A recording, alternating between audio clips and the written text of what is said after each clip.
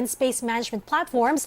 MoveInSync is present in over 20 countries today, used by 500,000 employees across over 200 clients, including Fortune 500 companies. Deepesh Agarwal, thanks so much for joining us. Hi. Hi, good morning. Good morning. So we'd like to note that, of course, MoveInSync is a member of the American Chamber of Commerce. So I want to start with this, Deepesh. Are you ready for Metro Manila's traffic? You know, where roads become parking lots for hours on rainy days. And this is a metropolis that loses some $3.5 billion a day to traffic. Yes, I am. And I'll give you the context why I say this. I'm speaking to you from the city Bangalore, which unfortunately, just like Metro Manila, is on the list of the top 10 cities for slow traffic. It's not a great list to be in, but from the recent data of some of our clients in Metro Manila and in Philippines, we see that the commute time right now at this point, at this time of the year, is pretty good. Like on average, a commuter is taking 40 minutes for a 20-kilometer ride from home to office. And I do understand that during rain, it gets fairly congested. But that's exactly what MoveInSync does. It offers a shared mobility, or it automates the shared mobility offered by the employees, eventually reducing traffic, maybe in smaller chunks, but does help improve traffic. Yeah, I was going to ask, is carpooling, I mean, corporate carpooling, even big in the Philippines? I mean, I know we've got terrible congestion in our cities, but it's always sounded like, you know, it's every man for himself during rush hour. Is this market really that big? Is the ocean deep and blue? As for my numbers, and some of it is primary and some of it is secondary data, Michelle, the services industry, which is one of the very big industry in Philippines and from the MSME sector, has around 49% percentage penetration. The numbers show as around 5.4 million people are being offered some form of commute by the corporates. So the number is sort of around 15% of the total working population, which is around 41 million is the working population, and 5.4 million is the one who are being offered. And a big percentage of it is being offered in the services industry. So I think the number is certainly significant. And as I see, and these are some of the initial data points which we received this because of the people who are reaching out to us, we do see that post-pandemic, in order to bring predictability to the business, it sort of just is on the rise. So maybe that 15% over years, I might see it going at a higher number as well. And when you've got high inflation, a looming economic slowdown, a lot of these big companies will be doing cost-cutting measures. Do you see, you know, a cut in demand for these add-on services for employees or not? So I would actually give you some data points, and the way you said is exactly right. If the spending is reduced, maybe they can reduce the discretionary spending in commute. But let's just take a step back on why those companies are making money, right? A lot of the big industry, it's a $20 billion industry in Philippines of outsourcing. And the reason it is, the first reason which a US bank or any other big client in the US is expecting is reliability. And the biggest reason for reliability is making sure that the employees who work in these BPOs and in these ITES companies show up to the office on time. So actually, contrary to the global slowdown, what we've seen in India is that a lot of businesses are opening up, and I think it's very clear, right? You reduce some sort of business and move it to countries from India, South Africa, Philippines, etc., which are lower cost, making your business more efficient.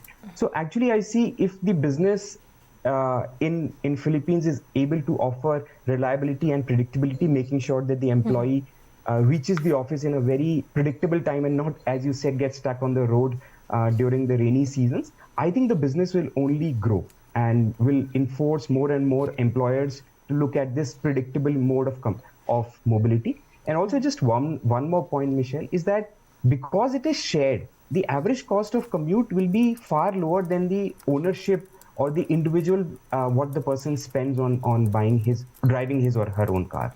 How much lower?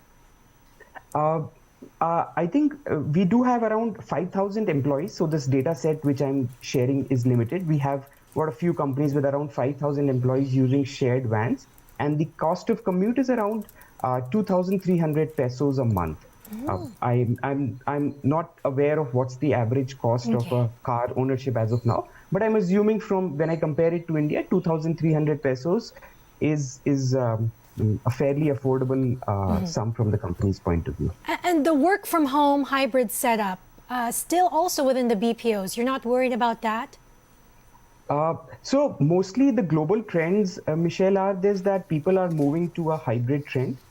Specifically in Philippines, for last month, the number of days in which people came to the office were around 10.5 days. So in the entire month of around 22 working days, 10.5 days was when the people came from the office. And this number has been increasing. You see globally statements from CEOs for global firms recently.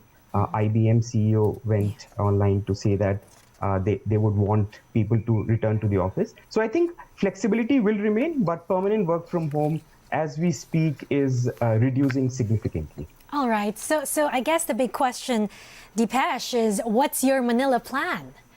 What are your I'm very plans here and what are your targets? I know that I was looking at a number, 5 million. You guys manage 5 million shared rides every month in the enterprise space? Yeah, a slightly little more than that, around 6.8 million Wow. shared rides in the enterprise space every month, and which makes us the biggest enterprise mobility platform in the world. And I think one of the important points, which I know you were just talking to Grab prior to that, the one offering which MoveInSync ensures their clients get is to make sure that these 6.8 million riders or employees coming to the office show up to the office exactly on time. So there is absolutely zero delay of these employees coming to the office. So if your work has to begin at 8 a.m., we ensure using our routing algorithms that these 6.8 million employees show up to the office by 7:55 a.m. So coming back to your question on my plans for Manila, after the India growth, I'm very excited, and I said we've made some inroads into Manila. We have a small team which we've set there. I'm going to be there next week for a few days. And I'm hoping that out of the 5.4 million, we should be able to penetrate at least 10 to 12% this year. That's certainly my plan. All right, 10 to 12 sounds good. In 2020, I know you also launched a ride-hailing app, the Get to Work. Still catering to corporate clients. Are you also planning to bring this to Manila and maybe compete with the likes of Grab or Angkas here? We would love to, but we will stop. We will take a pause for that on now. All We're right. certainly seeing a lot of upside in India. That's also a segment which has been growing very well for us, around 100% year on year. But for now, I think we would want to digitize the transportation, make sure that whatever are the bottlenecks in terms of spend. You also spoke about inflation, maybe a lot of adoption of electric vehicles. I see the impetus by the government to move to electric jeepneys. I think all these inflation, making sure cost is predictable, making sure travel time is predictable. That is when, after that, we will consider launching the Get to Work business in the Philippines. All right, looking forward to that. I want to end with this. In one of your interviews from 2015, you were quoted as saying, B2B startups are not sexy, but you have to be a solid business proposition. You have to work for 10 years to be an overnight success in B2B. Do you still feel the same? I mean, what's your advice to startups focused on B2B? Oh, absolutely. In fact, I would just maybe broaden the horizon, and I would say, based on the recent trends of some of the listings, both in the US and in the Indian stock exchange, I think it is very important for companies to understand that growth at any cost or growth when the business fundamentals are not right is absolutely incorrect. The business has a goal to generate value for shareholders, and one of the value is surely capital efficiency. So I would ensure and give this advice to all the startups in Philippines and India and in globally to make sure that the business fundamentals in terms of both tracking the top line as well as the bottom line, maybe not now, but later, is important.